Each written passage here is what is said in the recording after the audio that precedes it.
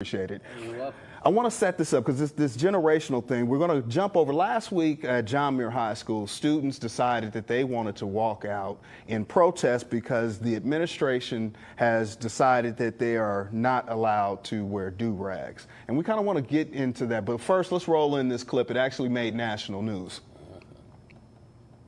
High school in Pasadena, they're having a protest. Let's listen to the students protesting. Unknowingly placing their flags and confidence in full rule, stripping away the very thing that lays down their hair for waves. Did anyone tell you that this is a new way of fighting this oppressive shame?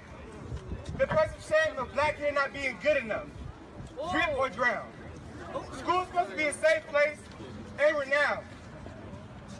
Yet you're making it a place of discomfort and oppressive down. Wow. Michael, what do you think about that? I mean, should students be able to wear do-rags and express themselves in however they choose to come to school? Well, for one, the clothing is a form of freedom of expression. You tell a lot by what you're wearing. Even what we're wearing right now, it says a lot about who we are. So it is a form of expression. It's also very racialized when you purposely target something that is known among a culture, a certain culture of a certain race. I remember when I was in private school actually, they banned cornrows and having shorts below the knee.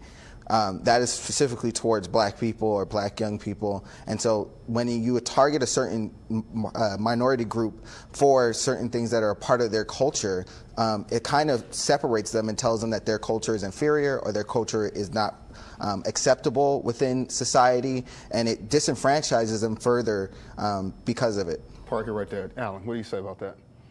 I say that they've got bigger issues to deal with at Muir High School regarding education of the students versus this issue of the do-rag. Okay. I mean, what an example, because you spent some time on campus. You're there with the students from time to time.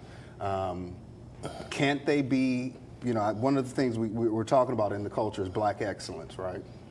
Does the uniform necessarily indicate what that excellence is? Can't they just be excellent? A 17-year-old senior told me, why can't I just be excellent wearing a do-rag? They can be excellent, and that's for them to display. You know, when I was growing up, you know, we wore stocking caps, but it was more of a thing that we didn't leave the house with the stocking cap on. And so I'm more, you know, prone to, you know, kind of keeping some things in the house, and the do-rag would be one. But how does that teach these students to be empowered? It seems like it's teaching them more conformity. Do as a structure and do as a system says if you are expected to get a measured result. I mean, would you agree with that, Michael? I think it is teaching conformity, but it's also teaching non-acceptance. Like, it's teaching the kids that your background or who you are as a person is not acceptable.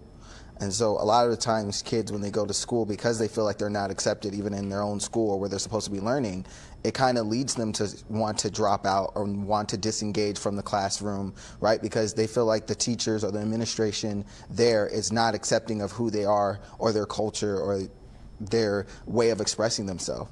Now, you've been active, Michael, and I appreciate you sharing that with me. You